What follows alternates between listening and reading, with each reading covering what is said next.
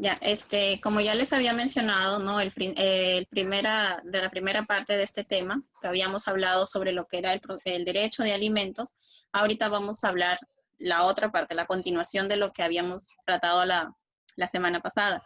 Y en esta parte, pues, es ya el proceso en sí, el proceso judicial por alimentos.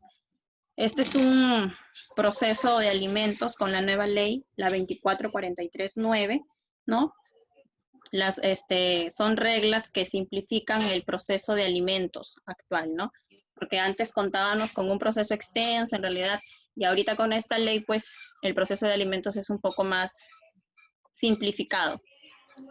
Ya habíamos visto, ¿no? Les reitero, la primera parte de este tema, donde les explicaba sobre este derecho, considerando pues que ustedes o cualquier persona que se encuentre en esta situación de pedir alimentos, ¿no? Está sujeto a este derecho, pues está originado por las necesidades de las personas en primera categoría. Tengo acá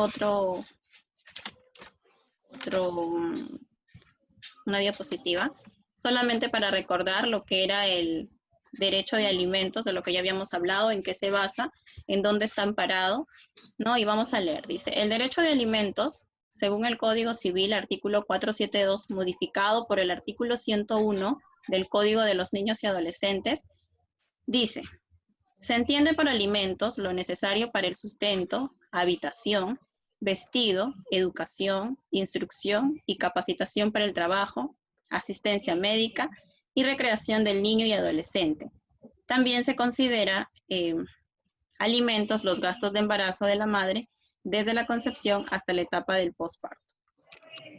Entonces, solamente para recordar, puesto que básicamente es un amparo, ¿no? Que se encuentra regulado en el Código Civil en concordancia pues con el artículo 6 de la Constitución Política. Como ya les había mencionado la semana pasada, hago énfasis siempre en esta parte, puesto que considero que los alimentos constituyen un factor indispensable para la vida, sin los cuales la persona se vería limitada. O sea, si no cuenta con estos alimentos, ¿no? La persona se limita en su desarrollo tanto físico, mental, intelectual. Entonces considero pues que la omisión de su cumplimiento es un atentado con los derechos humanos, que defiende pues principalmente la vida, la salud, ¿no? Entonces, eso es para recordar, porque ya lo habíamos visto la semana pasada. ¿Cómo inicia un proceso por alimentos? Un proceso por alimentos inicia con la demanda. ¿Qué es una demanda?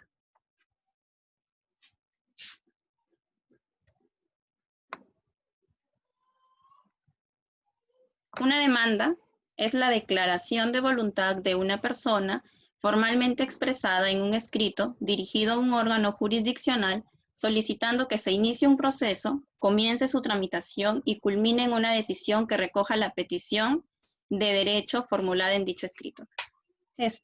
Para un proceso de alimentos, ¿qué es lo que busca la demanda? La demanda de alimentos lo que busca es el reconocimiento judicial que disponga el pago de la pensión alimenticia a favor de un alimentista, ¿no? ¿Quién puede pedir alimento? ¿Se acuerdan o no? ¿Quién está facultado para pedir alimentos? ¿Se acuerdan?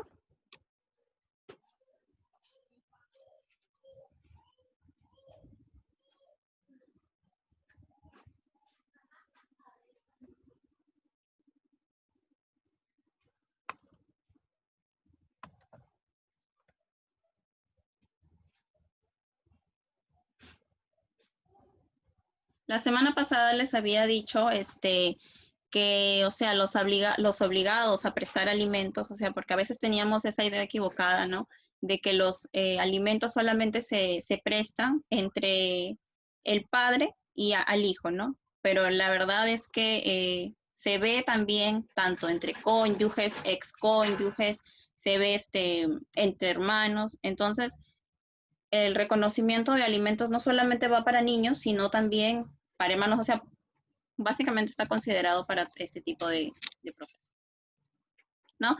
Entonces, lo que busca la demanda es que se disponga el pago de una pensión alimenticia a favor de un alimentista, que en este caso, pues, puede ser el cónyuge o el excónyuge, el hijo o el padre, ¿no? Mediante se puede pedir o sea, la demanda la podemos solicitar como para pedir un prorrateo, un aumento, o para pedir una reducción, una exoneración o una forma de prestar alimentos también, ¿no? ¿Ante quién se solicita? Se solicita pues al juzgado de paz letrado, donde vive la madre o el padre que demanda o el demandado, ¿no?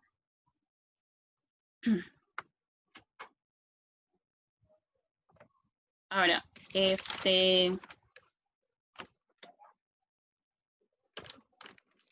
tenemos el trámite a seguir para obtener una pensión alimenticia. ¿Qué necesitamos para empezar un trámite para una pensión alimenticia? No, si ya tenemos la demanda, a la demanda lo que le vamos a anexar, ¿qué es? La copia de DNI, la partida de nacimiento del niño, ¿no? Del menor de edad. Vamos a enfocarlo como ya les había dicho, hay entre cónyuges y todo esto, pero más lo voy a enfocar en una pensión alimenticia común para un menor de edad, ¿no? Que es lo comúnmente que se ve. Ya, entonces, en ese caso, lo que se requiere es la copia de DNI de la persona que solicita, la partida de nacimiento del niño, constancia de estudios, si estuviese cursando estudios, boletas o recibos de pago sobre gastos ocasionados por la crianza de este niño, ¿no? Tal como lo he mencionado aquí en la diapositiva, ¿no? Que dice, se requiere que el demandante, es decir, el padre o la madre que tiene el niño o adolescente en su poder, debe contar con la partida de nacimiento del niño o adolescente, su constancia de estudios en caso de que se encuentre cursando estudios, boleta o recibos de pago que corresponden a gastos que generan la subsistencia alimenticia.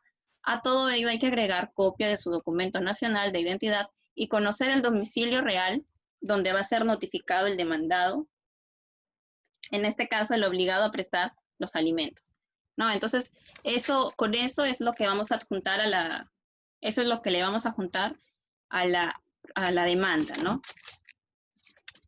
Ahora,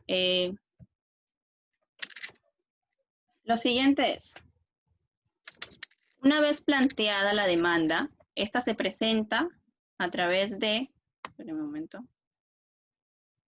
a través de mesa de partes de los juzgados de paz letrado, quien una vez que recepcione la demanda deberá admitirla y notificar al demandado para que dentro del término de 5 días cumpla con contestarla bajo apercibimiento de seguírsele el juicio en rebeldía. ¿Qué quiere decir esto? Bueno, lo que quiere decir es que una vez recepcionado la demanda por mesa de partes, ¿no? Se deberá admitir y notificar para que dentro de este plazo, en este caso la juez o el juez, pueda dar plazo, ¿no? Para que la otra parte, es decir, el obligado a dar los alimentos, pueda contestar esta demanda, ¿no? Y el plazo señalado son 5 días.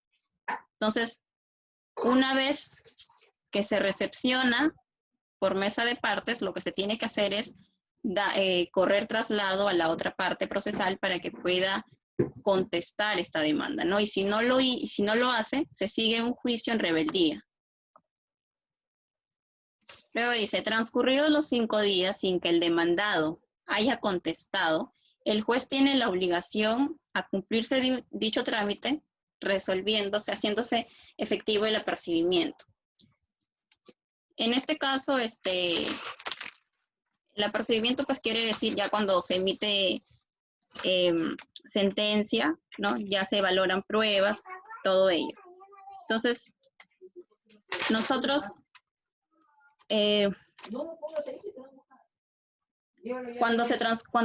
cuando en este caso el demandado, transcurrido el plazo, que son 5 días, no contestó, entonces el juez en este caso va a tener por señalada la contestación, pero por rebeldía. ¿Qué significa una contestación por rebeldía? Lo que quiere decir es que es la abstención de la contestación del demandado en este caso, ¿no?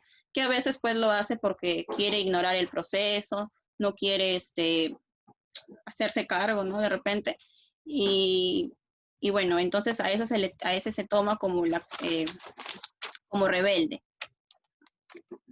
Después dice, en caso que el demandado haya contestado la demanda en el plazo señalado, el juez deberá tener en cuenta que dicha contestación para admitirse debe adjuntarse a esta la declaración de ingresos económicos del demandado. En esta parte es importante porque si el demandado contestó ya en el plazo señalado, él lo que tiene que adjuntar, o sea, para que le validen su contestación, obligatoriamente es su declaración de ingresos económicos. La declaración de ingresos económicos. ¿Y en qué se basa esta declaración? ¿En qué consiste?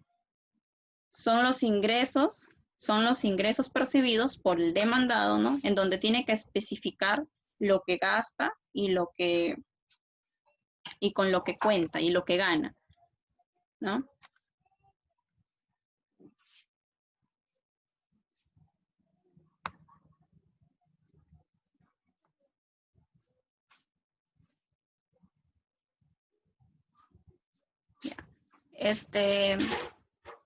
Vencido el plazo, se declara la rebeldía del demandado y señala fecha para la audiencia de sanamiento, conciliación, pruebas y sentencias. Ya bueno, eso es lo que ya habíamos venido, lo que yo les había explicado, ¿no? Si se vence el plazo, ¿no? De que el demandado tiene que contestar la demanda y no lo hace, entonces a él se le declara rebelde, ¿ya? Y lo que hace el juez, como ya tiene una contestación por rebeldía, lo que hace el juez es hacer una audiencia o realizar una audiencia única de saneamiento, de conciliación, pruebas y sentencia. En esa audiencia única, lo que ya se va a hacer, ya se tiene que admitir una sentencia, ¿no?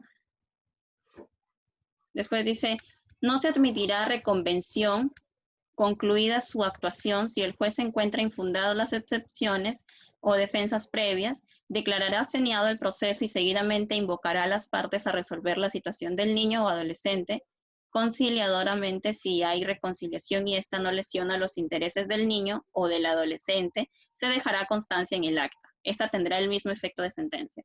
O sea, a veces, cuando se da por contestada la demanda, lo que hace la defensa, ¿no? En este caso, el obligado a prestar los alimentos es presentar algún tipo de defensa previa o excepciones, ¿no? A veces porque quiere de alguna manera subsanar, porque no ha venido, en el caso de los alimentos, porque no ha venido realizando esta obligación. Entonces, él presenta algunas defensas previas, ¿no? Y en este caso el juez tiene que declarar saneado el proceso y seguidamente invocar a las partes a resolver la situación del niño o adolescente.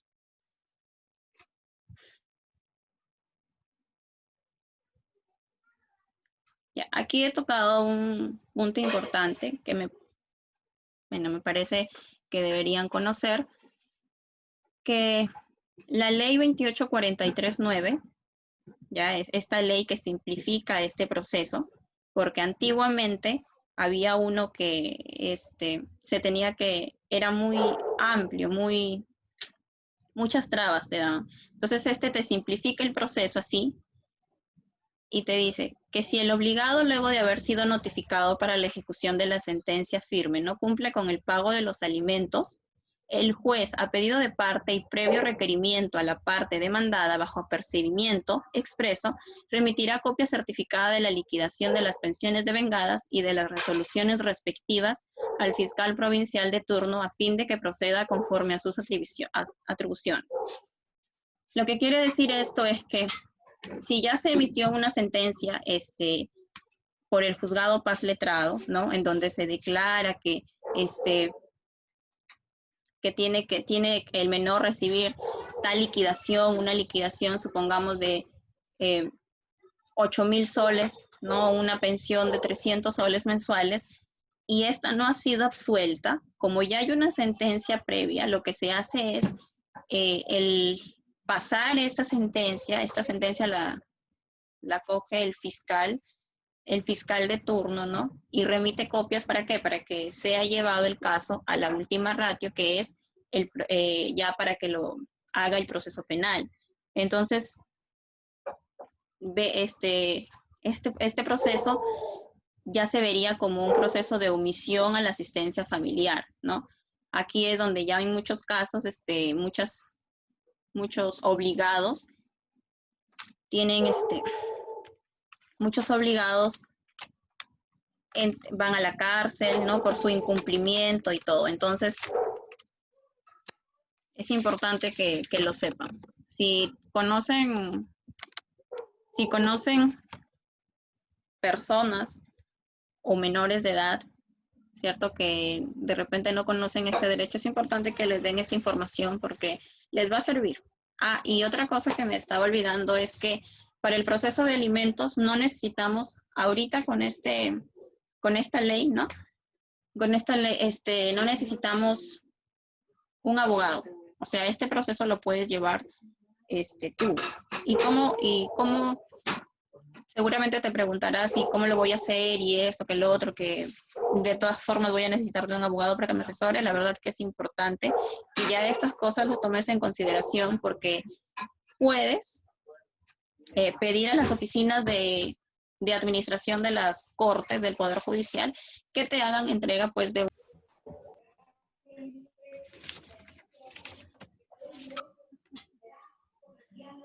Ya, como le seguía diciendo, ¿no?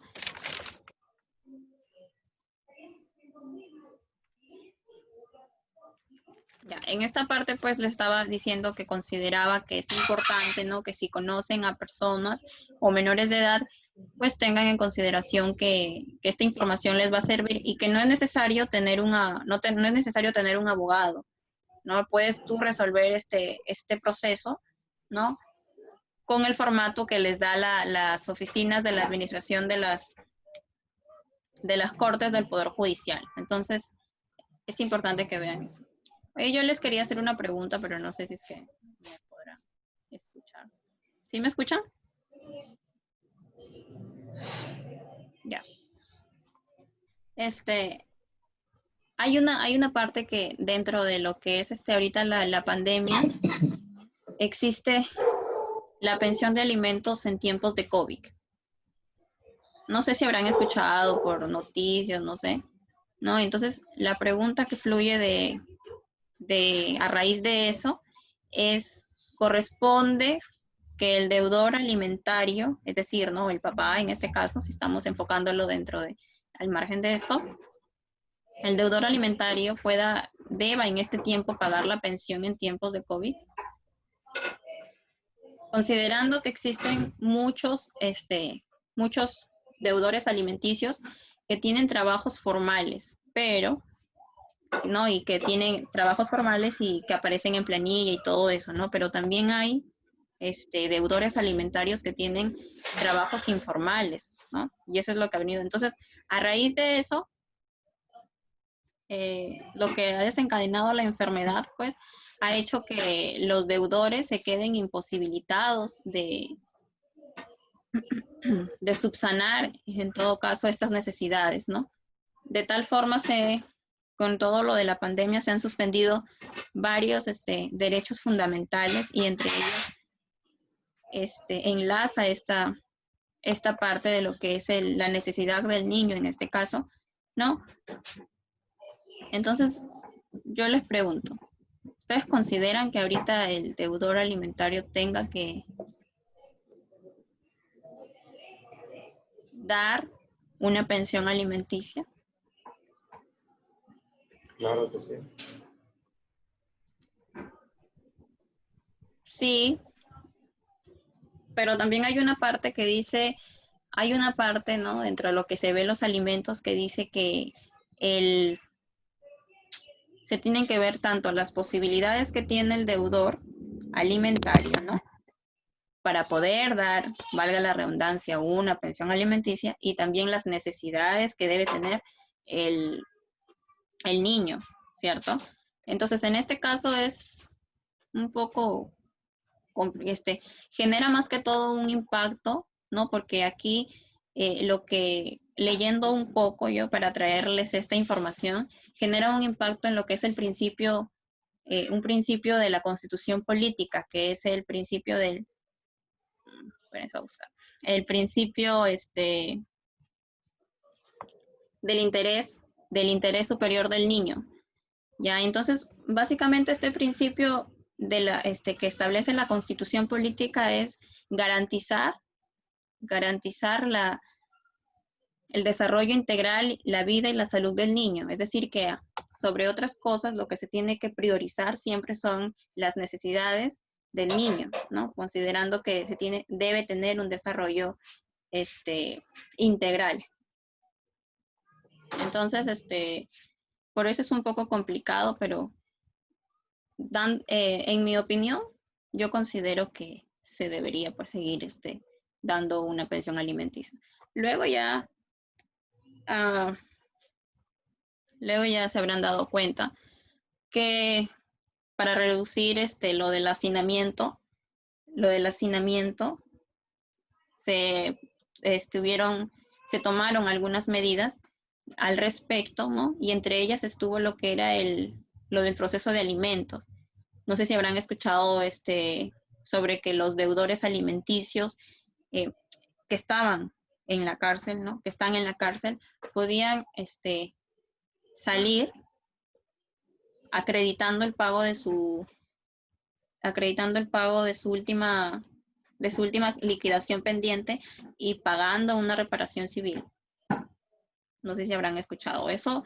Eso ha salido a raíz de la pandemia, ¿no? Y es un decreto legislativo, el 1459, que lo estableció el gobierno, ¿no? A raíz de esta pandemia. Entonces, chicos, es importante que nosotros tomemos en cuenta esta información que les he traído. Y eso sería todo. O sea, es en cuanto al proceso judicial, es así. Cambiaría si es que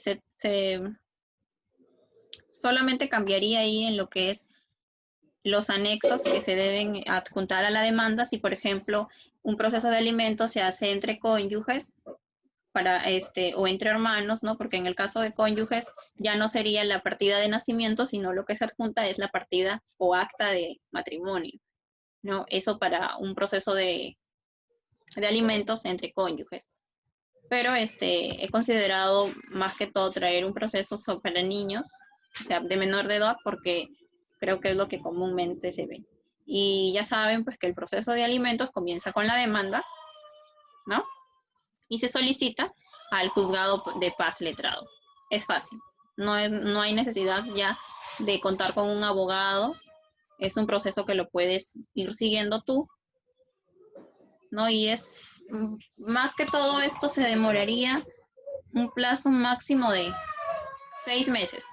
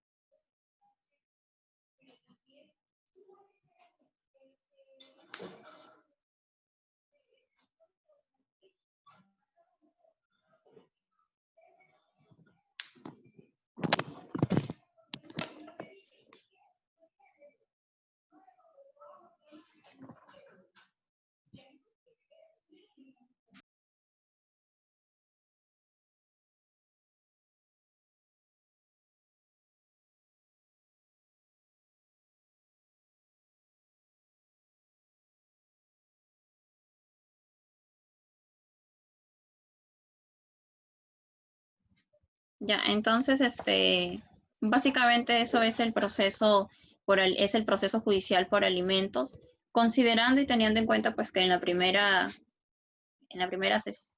parte de este tema ya habíamos visto el derecho de alimentos, ¿no? Quiénes, cuentan con este derecho y por qué se inició, ya es algo que lo hemos visto anteriormente.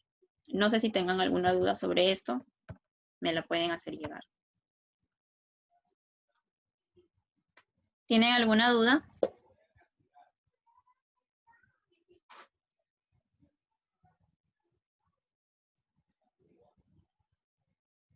Hablen, no sean, parezco loca hablando sola. ¿Tienen alguna duda?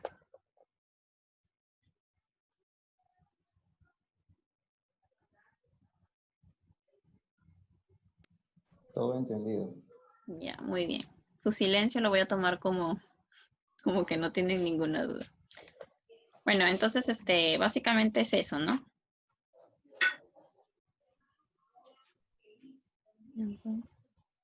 Vamos a dejar de grabar esto.